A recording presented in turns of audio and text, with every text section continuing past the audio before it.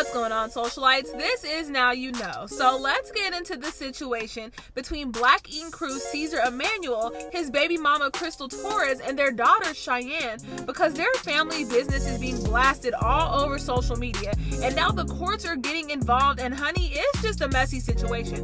But before we get into all that, make sure to subscribe to our YouTube channel and make sure that you have your post notifications turned on so that you never miss another upload. So it's crazy to think that all of this is happening, and it has to do with family. So currently, Cesar and Crystal are going through the legal system as Cesar is suing Crystal for defamation after she claimed on social media and blasted it out to everybody that he abused his daughter Cheyenne. Now, all of this happened when Crystal hopped on Instagram Live to recap what had been going on for the past few months. Now, this included a situation that took place back in October where Cheyenne hopped on Instagram Live highly upset with Cesar and his girlfriend Suzette, who asked Cheyenne to wash the dishes. Cheyenne didn't want to do that, so Cesar got involved, and this is how Cheyenne says the whole situation happened. That came in drunk as f***. He kept, I was about to get in the shower. He come playing with me. So I'm like, I'm about to get in the shower. Everybody know I play music when I'm in the shower. I blast that shit. So I blasted it. Since it's a empty house, that shit echo. They ain't got there. So I load the music. You told me to load the music. I load the music. I loaded it. I'm not gonna say and be disrespectful. I loaded it. It ain't that loud.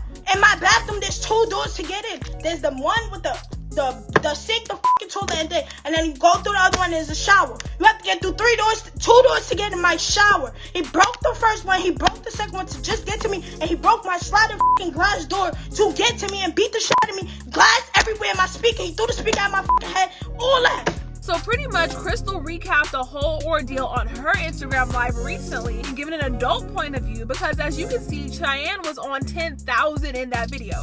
So when Crystal talks about the situation, she says that the reason that Cheyenne was over in Atlanta in the first place living with Cesar was because of COVID. Crystal lived in New York, which at the time was the epicenter for the pandemic, so Cheyenne requested to live with her father. Now, after recapping the whole ordeal, Crystal claims that she had to call 911 because neither Cheyenne nor Cesar was answering their phone after Crystal tried calling them. Now, this is a situation that not many knew about because Crystal had not given her point of view at that time that the video first came out. Now, by the time that Crystal got a hold of Cheyenne, this is how she explains what she saw when Cheyenne FaceTimed her. She calls me frantic, it hangs up. I try to call him, he don't answer the phone, whatever happened. So then when I finally get to speak to him, 911's called. I called 911.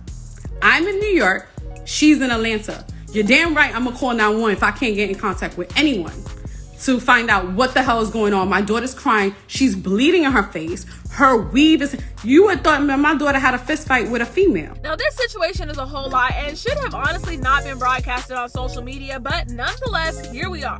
So in the video, Crystal continues to talk about how when the police arrived at Cesar's house, Cheyenne had begged them to take her from his house, and that's when Crystal says that the police dropped the ball because they allowed her to continue to stay there, despite the fact that the police were being called for a child who was saying that she was abused. Now, she did also mention Cesar's girlfriend Suzette, who was involved in the situation and further added fuel to the fire when she had a whole back and forth conversation with Cheyenne again on Instagram, which is just embarrassing. But Crystal even called out the situation where Cesar would post trips that he would take with Suzette and her kids and how it affected Cheyenne, despite the fact that Cheyenne once took to Instagram stories saying, "Nobody on social media can tell me what I went through because you don't know what happened behind them closed doors. But what I will say is you pick your P word over a child, period. Before I left that house, you had this lady sit there and disrespect me, and you just stood there in shock. You ain't no man. You definitely ain't my father." Now, this is how Crystal explained what Cheyenne was going through when she would see Suzette and Cesar living life as if Cheyenne never existed.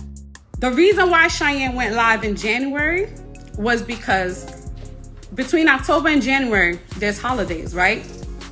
You would think that her father, like he said on a TV show, oh, cool off, I'm gonna call her, you know what I'm saying, check on, Merry Christmas, Happy Thanksgiving, Happy New Year. None of that happened. Cheyenne did not block him because I told her not to block. He wasn't even blocked from my phone, right? So that happens, no word from him. The woman is antagonizing and gaslighting my daughter on her social media because nobody was blocked at that time, right?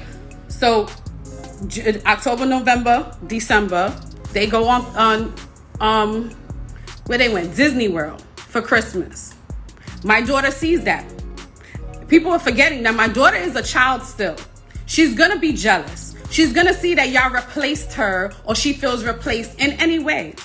And I'm the one that has to pick up the pieces of my daughter and say, no, your dad really loves you, whatever. But he's not posting, but she's posting it and antagonizing and posting like, oh, you know, you're replaced. He's taking care of my kids. He's a great stepfather. That's getting Cheyenne upset.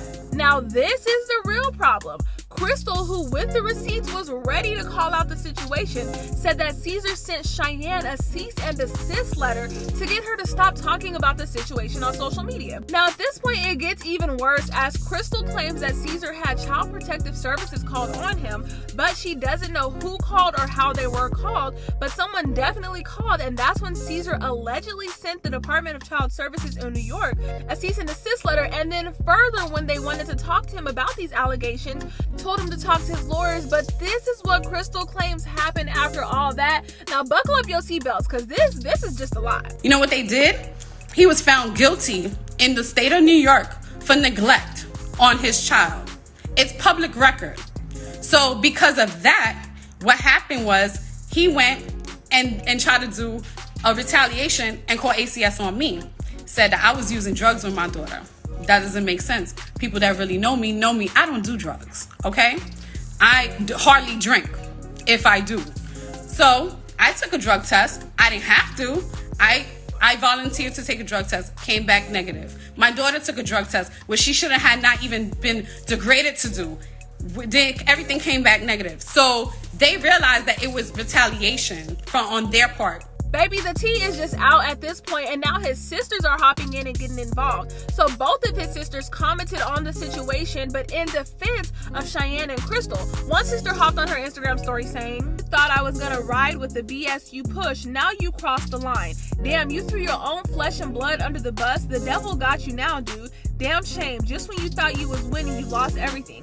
There you go again, spending stuff again on people's expense, but this is your all-time low. You said she showed you what dirty draws. Come on, you letting that do all this to you? You're done. The lies, but why her? Why destroy your only thing you've seemed to create? But we will hit that later. But for you to take stuff this far, yo, this stuff ain't funny. Game over. This really hurt. Oh, bad move. You would do anything for another season, but you dragged your child. You a different type of ugly. The lies you and VH1 told, you beat that girl. The adult in the house clowned you after she said make nasty clean that up. Then another one of his sisters even hopped on her Instagram to talk about the situation further, showing her support for her niece, saying that a lot of his actions were for the simple fact of needing a good storyline for Black Ink Crew. I am glad and I am blessed to not be someone like that individual. You understand what I'm saying?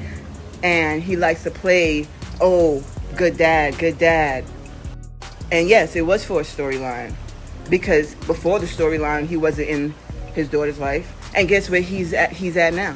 Not in his daughter's life. So you guys tell me. Actually, you can't, because you don't know. We do, though. So verbally, Crystal, I support you. You already know. I already told you that. Know what I mean? Cheyenne, I love you. And David, actually Caesar, I will pray for you.